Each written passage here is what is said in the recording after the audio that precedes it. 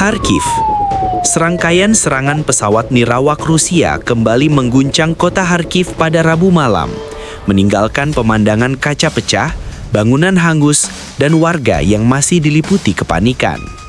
Sedikitnya 40 orang dilaporkan mengalami luka-luka dalam insiden yang memicu kebakaran besar di sejumlah kawasan pemukiman dan memaksa ratusan orang mengungsi dari rumah mereka. Menurut keterangan resmi pemerintah Oblast Kharkiv, serangan terjadi secara beruntun dalam beberapa gelombang, menargetkan sejumlah distrik padat penduduk. Gubernur Oleksiy Nekhubov menulis di Telegram bahwa setidaknya 16 bangunan tempat tinggal mengalami kerusakan, mulai dari apartemen bertingkat hingga rumah-rumah kecil yang terletak di jalur pemukiman tua di pinggiran kota. Selain bangunan tempat tinggal, sebuah stasiun ambulans, satu sekolah umum, dan beberapa infrastruktur sipil lainnya ikut terdampak. Hingga Kamis dini hari, petugas pemadam kebakaran masih berupaya menjinakkan api yang menyala di beberapa titik, terutama di sebuah blok apartemen berlantai 9 yang dilaporkan mengalami kerusakan paling parah. Kepulan asap hitam membubung tinggi ke langit terlihat dari berbagai sudut kota. Di antara suara sirene yang terus berbunyi, tim penyelamat mengevakuasi warga yang terjebak di lantai-lantai atas. Sebagian di antaranya tidak sempat turun melalui tangga darurat akibat api yang cepat menjalar. Seorang petugas penyelamat yang berada di lokasi kejadian menggambarkan situasinya sebagai kacau, gelap, dan penuh resiko. Menurutnya, beberapa penghuni apartemen terpaksa diselamatkan menggunakan kren pemadam kebakaran karena tangga bangunan telah runtuh sebagian. Kami terus mendengar ledakan kecil dari dalam struktur bangunan, kemungkinan dari pipa atau kabel yang terbakar. Kami harus bekerja dengan ekstra hati-hati, ujarnya.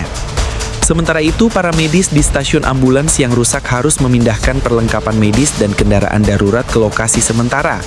Bangunan yang semula menjadi pusat koordinasi layanan gawat darurat wilayah itu, kini hanya menyisakan dinding yang retak dan potongan atap yang runtuh. Beberapa ambulans dilaporkan terkena pecahan, memaksa otoritas setempat mengalihkan operasi ke fasilitas medis lain.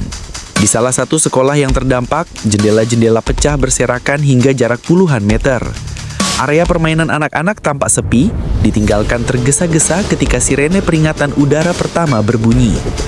Meski tidak ada korban jiwa di lokasi tersebut, kerusakan yang ditimbulkan cukup signifikan sehingga otoritas pendidikan daerah memperkirakan sekolah itu tidak dapat digunakan setidaknya selama beberapa bulan ke depan. Warga yang menjadi korban terdampak menggambarkan malam yang penuh teror. Beberapa di antaranya mengatakan bahwa suara dengung pesawat nirawak terdengar jelas sebelum ledakan mengguncang bangunan. Saya sedang menyiapkan makanan ketika dinding rumah tiba-tiba seperti didorong dari dalam, kata seorang penduduk yang tinggal di distrik Saltivka. Lampu padam, kaca berjatuhan, dan asap mulai masuk ke dalam kamar. Saya hanya bisa mengambil anak-anak dan lari keluar. Di lokasi lain, seorang lansia berusia 72 tahun ditemukan mengalami luka akibat terkena pecahan kaca ketika berusaha menuju tempat perlindungan bawah tanah. Ia dilarikan ke rumah sakit bersama sejumlah korban lain yang sebagian besar mengalami luka bakar ringan, sesak napas karena asap, dan trauma akibat ledakan. Rumah sakit di Kharkiv dilaporkan masih memiliki kapasitas untuk menangani pasien meski tenaga medis bekerja dalam tekanan besar. Serangan terhadap Kharkiv ini bukanlah yang pertama dalam beberapa hari terakhir. Kota tersebut yang terletak tak jauh dari perbatasan Rusia telah menjadi salah satu target utama dalam eskalasi serangan jarak jauh menggunakan pesawat nirawak. Meski banyak sistem pertahanan udara Ukraina berhasil menjadikan beberapa perangkat, sejumlah lainnya tetap berhasil menembus pertahanan dan menyebabkan kerusakan serius. Pemerintah Ukraina mengecam serangan ini sebagai tindakan penargetan sistematis terhadap warga sipil, menekankan bahwa fasilitas-fasilitas non-militer yang diserang menunjukkan pola yang sama seperti pada gelombang serangan sebelumnya. Presiden Zelensky kembali menyerukan peningkatan bantuan pertahanan udara dari negara-negara mitra internasional, menegaskan bahwa kota-kota besar seperti Kharkiv dan Odessa membutuhkan perlindungan lebih baik untuk menahan intensitas serangan yang meningkat. Di wilayah lain, situasi tidak jauh berbeda. Pejabat Oblast Lviv melaporkan bahwa pesawat nirawak dan Rusia juga menghantam sebuah fasilitas energi pada hari yang sama. Meski tidak ada korban luka dilaporkan, serangan itu menyebabkan gangguan operasional sementara dan memicu pemadaman listrik singkat di beberapa daerah sekitarnya. Tim teknis telah dikerahkan untuk memulihkan layanan, sementara otoritas lokal memperingatkan kemungkinan terjadinya pemadaman bergilir jika fasilitas tersebut tidak dapat kembali beroperasi penuh dalam waktu dekat. Serangan terhadap infrastruktur energi di Lviv menambah kekhawatiran bahwa Rusia kembali menargetkan fasilitas penting menjelang periode musim dingin. Pemerintah Ukraina telah berkali-kali memperingatkan bahwa serangan terhadap jaringan energi akan berdampak besar pada kehidupan jutaan warga, terutama ketika suhu diperkirakan turun drastis dalam beberapa minggu mendatang. Upaya mitigasi sedang dilakukan, termasuk distribusi generator tambahan dan peningkatan kapasitas perbaikan darurat. Di tingkat internasional, reaksi mulai bermunculan dari berbagai negara yang mengecam serangan-serangan terbaru tersebut. Beberapa lembaga kemanusiaan menyatakan keprihatinan mendalam atas meningkatnya risiko terhadap warga sipil.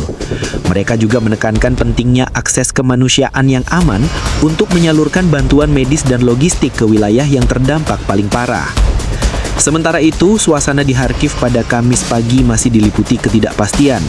Garda Nasional Ukraina terlihat berpatroli di kawasan yang terdampak, menjaga keamanan sambil membantu proses evakuasi lanjutan.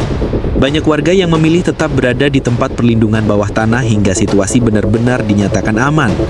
Bagi mereka, serangan malam itu menjadi pengingat baru bahwa konflik yang terus berlangsung masih jauh dari kata selesai.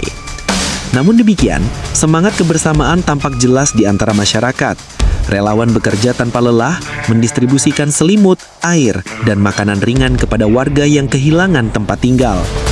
Pemilik toko kecil di dekat area yang rusak menawarkan ruangan mereka sebagai tempat berkumpul sementara bagi anak-anak dan orang tua yang tidak dapat kembali ke rumah. Di media sosial lokal, berbagai komunitas saling mengkoordinasi bantuan dari kebutuhan medis hingga kebutuhan dasar lainnya. Pemerintah kota Kharkiv menyatakan bahwa proses penilaian kerusakan sedang berlangsung dan bantuan perbaikan darurat akan diprioritaskan bagi bangunan-bangunan yang hancur parah. Pejabat kota meminta warga untuk tetap waspada dan mematuhi peringatan udara, mengingat kemungkinan serangan lanjutan masih tinggi dalam beberapa hari mendatang. Hingga laporan ini disusun, upaya pemulihan masih berlangsung di tengah suasana tegang yang terus membayangi kota. Serangan yang terjadi pada Rabu malam tidak hanya memperkuat tantangan keamanan yang dihadapi Kharkiv, namun juga memperlihatkan betapa rentannya masyarakat sipil terhadap dampak konflik berkepanjangan. Kendati demikian, banyak warga menegaskan bahwa mereka tidak akan meninggalkan kota mereka dan akan terus bertahan menghadapi situasi yang berubah-ubah. Dalam konteks yang lebih luas, serangan terbaru ini menandai babak baru dalam eskalasi konflik yang telah berlangsung selama beberapa tahun terakhir. Pemerintah Ukraina bersiap menghadapi kemungkinan meningkatnya intensitas serangan, sementara komunitas internasional terus memantau situasi dengan perhatian serius. Seiring meningkatnya ketegangan dan berlanjutnya aksi balasan militer di berbagai wilayah, masa depan tetap tidak pasti bagi warga Kharkiv dan wilayah sekitarnya. Namun untuk saat ini, fokus utama masih tertuju pada penyelamatan, pemulihan, dan upaya menjaga keselamatan warga. Dengan suara sirene yang masih terdengar di jauhan dan tim penyelamat yang terus bekerja tanpa henti, Kharkiv kembali berjuang melewati malam-malam yang sulit, menandai bab lain dalam perjalanan panjang kota itu menghadapi dampak war.